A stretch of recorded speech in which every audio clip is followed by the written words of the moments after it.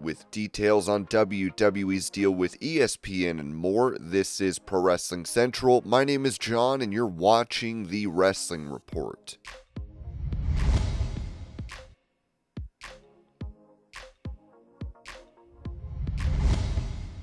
Criticizing Gunther's style of wrestling, Bret Hart said this on The Masked Man show: "The best wrestling has to pretend to be real. That's what I did. I tried to make it as real as I could." Contrary to that Gunther guy, who seems like a nice enough guy when I met him, but I hate wrestlers that hurt each other on purpose. I've told him to his face, it's BS. When you're hurting somebody for real, you're unprofessional. I wrestled guys and never hurt anybody. Whoever won a fight with a chop? What a waste of time. Ric Flair is famous for bringing the chops the way they are now. My dad used to tell wrestlers at Stampede, nobody ever beat anybody with a chop. It's true, they hurt, they look like they make a big slap sound, but they hurt. When you get chopped by somebody like Ric Flair for a 30-minute match and he chops you 15 times, your whole chest the next day is bruises. It hurts to put a shirt on. I used to wrestle Ric Flair and wake up going, why am I hurting so much? Doesn't Ric Flair know it's a show? It's not supposed to be real. I'm not supposed to wake up with a really sore chest. I have no respect for guys that hurt each other all the time. It's just, to me, lazy wrestling when guys like Gunther, I've told him this to his face. It's BS. When you're hurting somebody for real, you're unprofessional. I wrestled guys and never hurt anybody.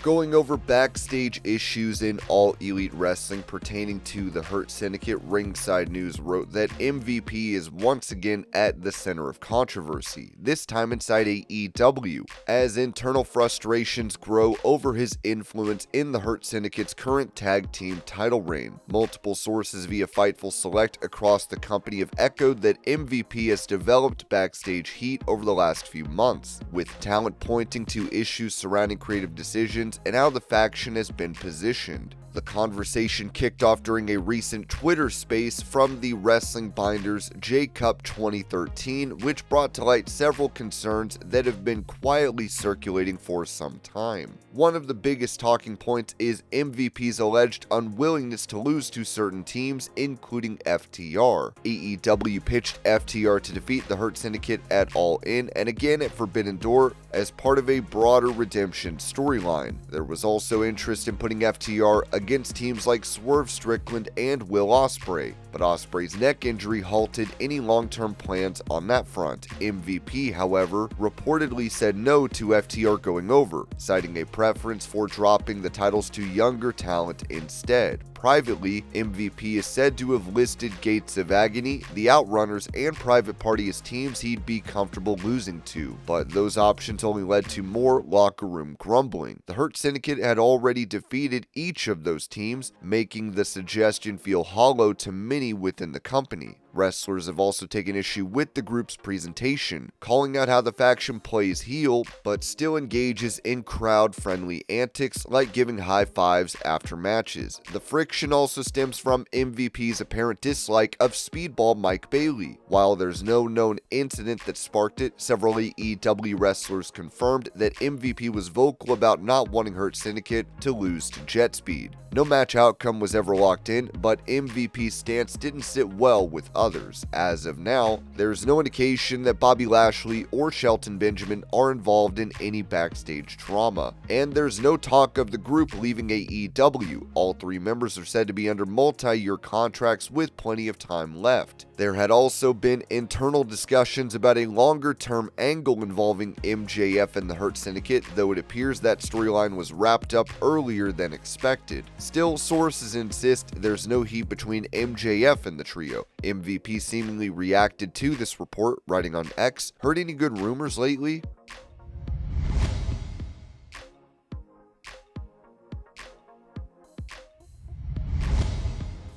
With WWE Premium Live event set to be on ESPN's new platform next year, WWE President Nick Khan provided details on this, telling the Varsity Podcast, "In 2014, WWE, this is far before I joined, went off traditional pay-per-view and onto its own OTT service, the WWE Network, which was $9.99 a month. There was no upcharge for pay-per-views like WrestleMania anymore. When we did the Peacock deal in 2020, same thing. No upcharge for what were pay-per-views. Same thing here with what has been referred to as ESPN Flagship. You subscribe to that product, you get WrestleMania, SummerSlam, Royal Rumble, all of our premium live events with no upcharge. Here we are now today with Disney. It's a whole new frontier for us. We're excited about it. Obviously, between Mark Shapiro, Ari Emanuel, myself, Triple H, we have extensive history with Disney. We think extremely positive history with Disney. And the opportunity to take WWE there, we think, will broaden the horizons and broaden the viewership with all of our fans and new fans coming in. The WWE ESPN deal, as you mentioned, did not take as long. It was sort of clear, here's the subscriber base, here's how we think we can grow it together, and hey, this is the perfect platform for us and our consumer. Part of our advantage at TKO is there's no bureaucracy here. It's the folks I mentioned earlier, Ari, Mark, Andrew Schlemer, our CFO, who's much more than a CFO. He's a terrific operator as well. Ari, Mark, Andrew, myself, Triple H. On the WWE side, if we all agree, hey, this is the right move, boom, then we do it. There's no having to check with other owners. There's no making sure this box is checked. It's contractually, can we do it? If we can do it, do we like it? Is it the right home for our product, for our fans, for consumers? If it is, we're in. Netflix deal was quick. Disney deal was quick. With the cost of watching WWE PLE set to go up in price to nearly $30 a month, Nick Khan defended this move, saying, "I think, look, the marketplace dictates the price on all things in my opinion. You and I have had several conversations about this, both on the record and off the record. The media rights marketplace, I think to any reasonable person looking at it, has sort of become reflective, relatively speaking, of course, of the US economy, where the upper tier products continue to go up, the premium content continues to get premium pricing, and the lower tier content continues to sort of make its way. It's the middle that got squeezed a bit. Fortunately for WWE and our shareholders and our fans, we're not in the middle, so it's a significant step up. It's a great platform for us, and to have WWE, what we consider to be the 1A sports entertainment product in the world, on the most family-friendly apparatus is big for all of us.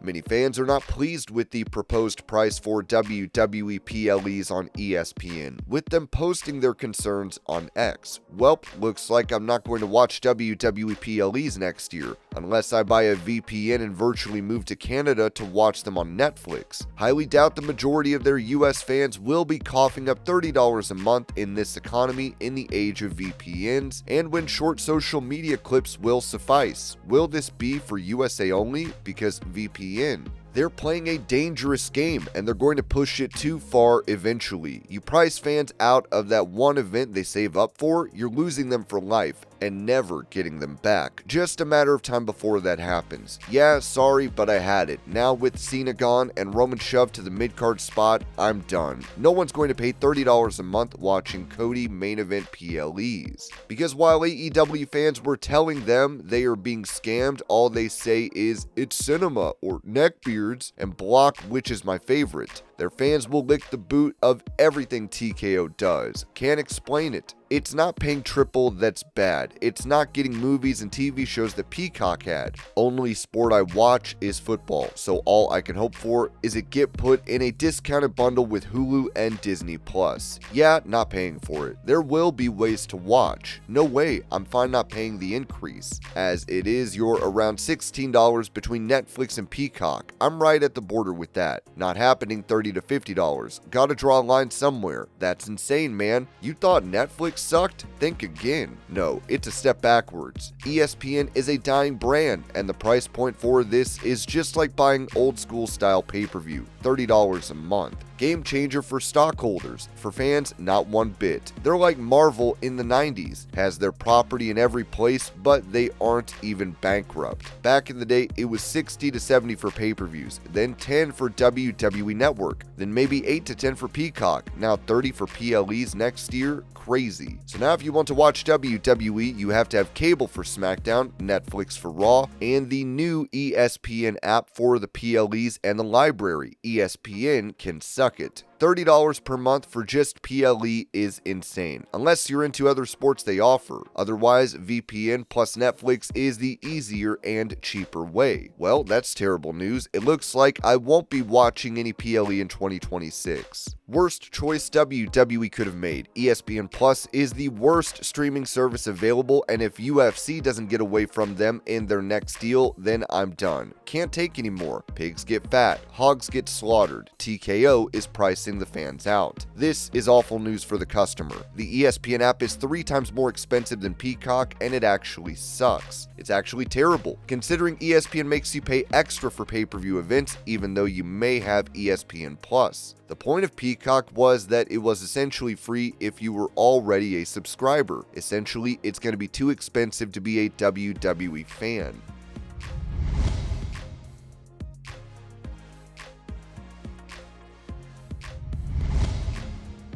Previously, Dave Meltzer had said that Roman Reigns was written off WWE programming on Raw, noting on Wrestling Observer Radio, well, I think that Roman's going to be out filming the movie, so I thought that was an injury angle to take him out for a couple weeks. Yeah, no, I mean him and Cody and Hiroki Goto are filming that Street Fighter movie, pretty soon. Yeah, like pretty imminently, yeah. Now, PW Insider has reported, we've been asked about rumors that Roman Reigns was beaten down on Raw to write him out to film the forthcoming Street Fighter film. In speaking with Hollywood sources, the Street Fighter film does not begin production until September, and Reigns is slated to work for 4 weeks on the set, starting on September 2nd. As long as the production runs on time, we are told Reigns would finish his commitments the week of September 26th. Cody Rhodes also has a role in the film, but we are told he is not expected to be on set as long as Reigns. And this was your pro wrestling news update. I hope you're all having a great day. Thank you so much for watching, and I will see y'all later.